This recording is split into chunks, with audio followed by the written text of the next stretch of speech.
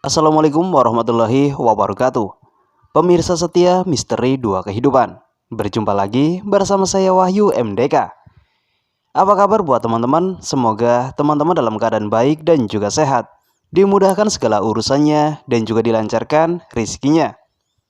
Oke, pada kesempatan kali ini saya akan membacakan cerita dari Mas Hendrik, konten kreator Gerdu Horor. Bagaimana kisahnya? Silahkan simak videonya sampai habis. Tanpa basa-basi lagi, kita langsung saja masuk ke ceritanya.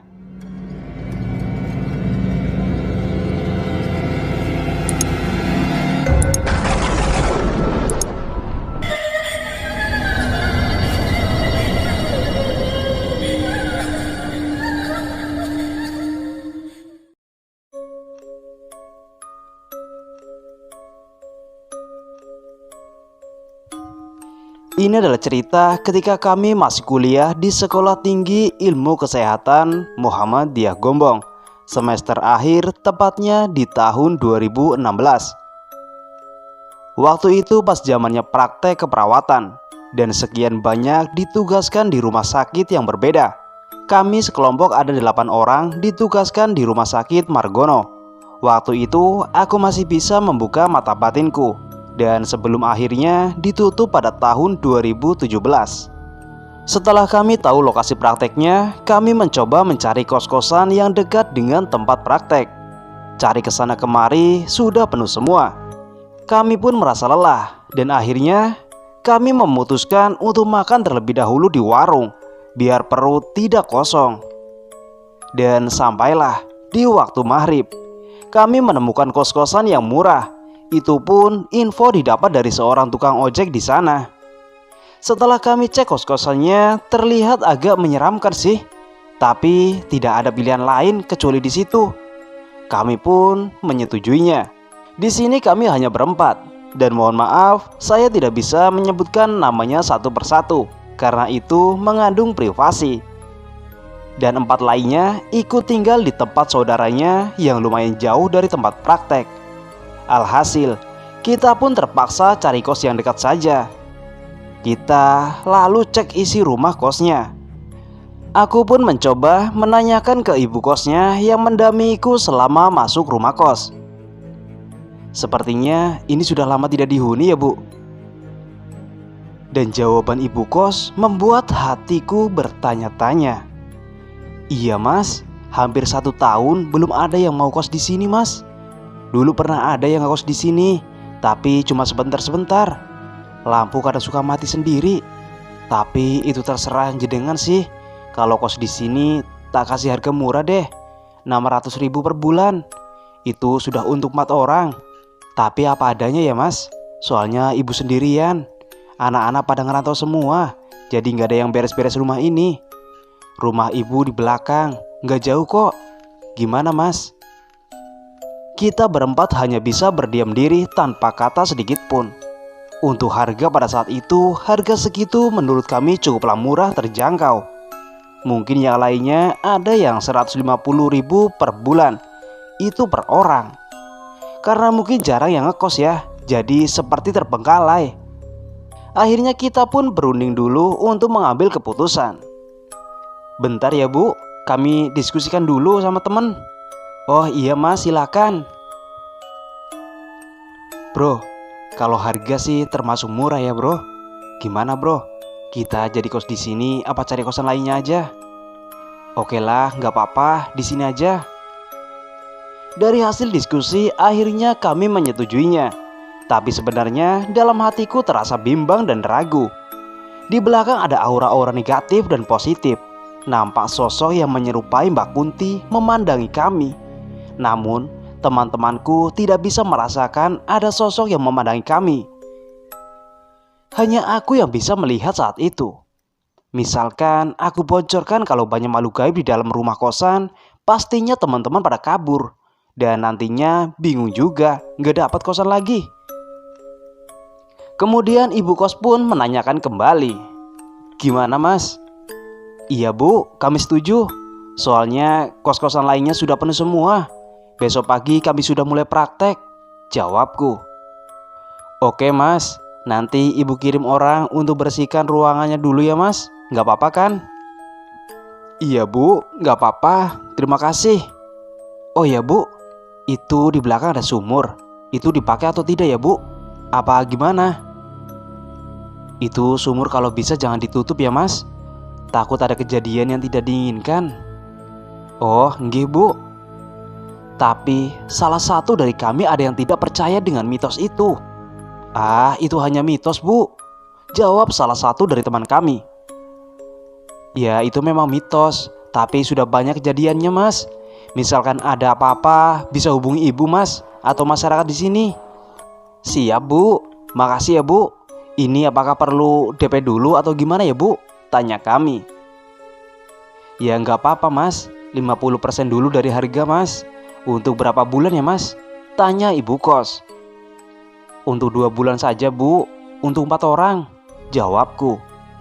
Ya udah, nanti untuk melunasinya di bulan kedua aja mas. Untuk sekarang 50% aja dulu. Tapi seperti itu ya, apa adanya mas. Soalnya jarang dibersihkan. Iya bu, nggak apa-apa.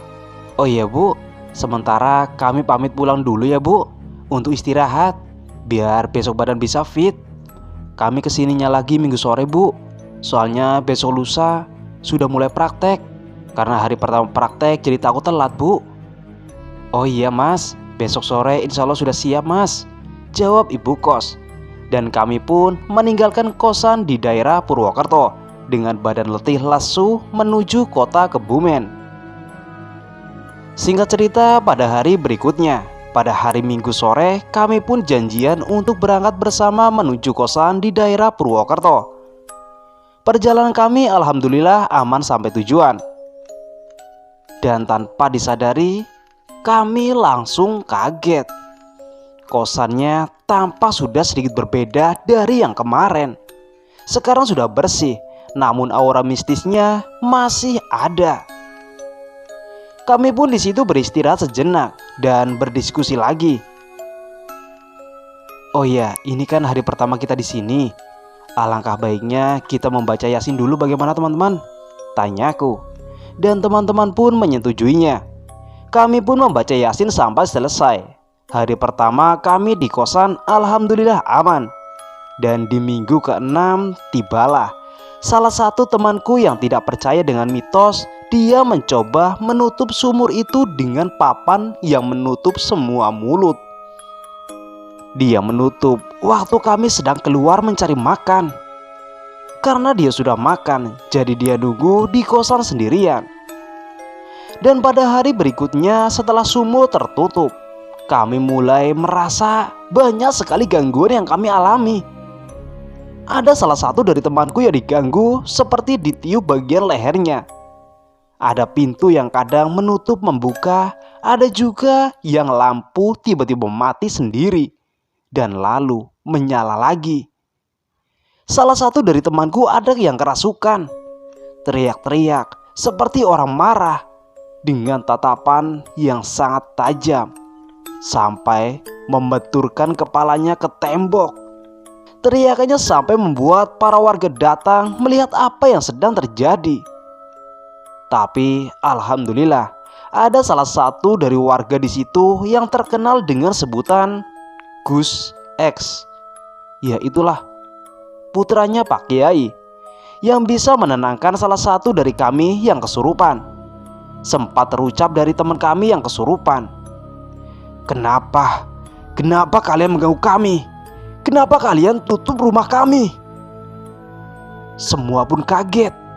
Setelah aku cek di belakang, ternyata benar kondisi sumur sudah tertutup rapat.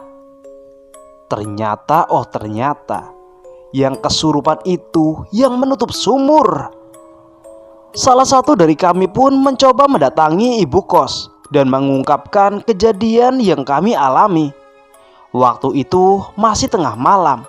Mendengar berita itu, ibu kos pun bergegas menuju kosan. Betapa terkejutnya ibu kos melihat sumur tua di belakang kosan dengan kondisi tertutup dengan papan. Ini siapa yang melakukan semua ini mas?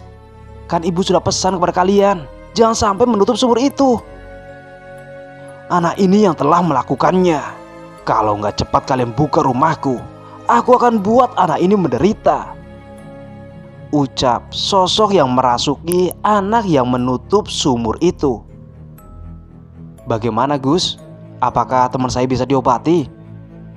Insya Allah Mas, dengan izin Allah saya usahakan.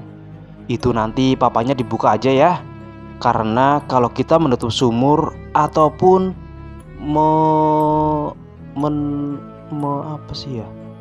menguruk, menimbun, ya itulah, menguruk sumur, sama aja kita menutupi rezeki Mas. Itu tidak baik. Kalaupun ditutup harus ada lubang ventilasinya Mas.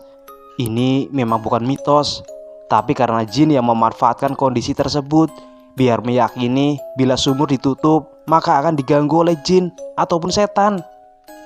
Begitulah kira-kira Mas. Bila mana masyarakat meyakini maka itu bisa jadi mitos. Setidaknya nanti saya netralisir sumurnya. Kalau perlu saya usir makhluk-makhluk yang ada di sini. Tambah Gus Ek. Setelah teman kami yang kesurupan sudah bisa disembuhkan oleh Gus X dan menetralisir kosan kami secara menyeluruh, kami pun sedikit lega dan mengucapkan banyak-banyak terima kasih kepada Gus X yang tidak mau disebutkan namanya dan semua warga di situ yang ikut menyaksikan. Satu hari sebelum kami selesai praktek, kami mencoba sowan ke Gus X yang tidak jauh dari tempat kos. Kami hanya silaturahmi dan sedikit kenang-kenangan dari kami. Tapi ternyata Gus Ek menolak pemberian dari kami. Tapi karena kami memaksa, akhirnya Gus Ek menerimanya. Dan hampir 1 jam kami di rumah Gus Ek. Karena sudah malam, kami pun pamitan pulang. Dan 2 bulan berlalu, akhirnya praktek selesai. Sebelum kami pulang ke Kebumen, kami berpamitan dulu ke ibu kos. Alhamdulillah, kami pun pulang ke Kebumen bulan depan gilir praktek di panti jompo. Dengan kejadian ini, kami dapat mengambil pelajaran hidayah. Jangan sampai menutup sumur, karena sama saja menutup rezeki kita sendiri. Kalau kita tidak mau diusik, janganlah suka mengusik. Setidaknya kita meyakini bahwasanya jin itu memang ada. Karena jin itu juga ciptaan Allah Subhanahu wa Ta'ala.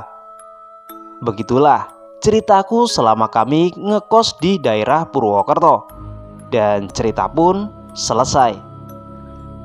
Oke teman-teman, itu adalah cerita dari Mas Hendrik. Dan jangan lupa ya buat mampir ke channelnya Gardu Horor.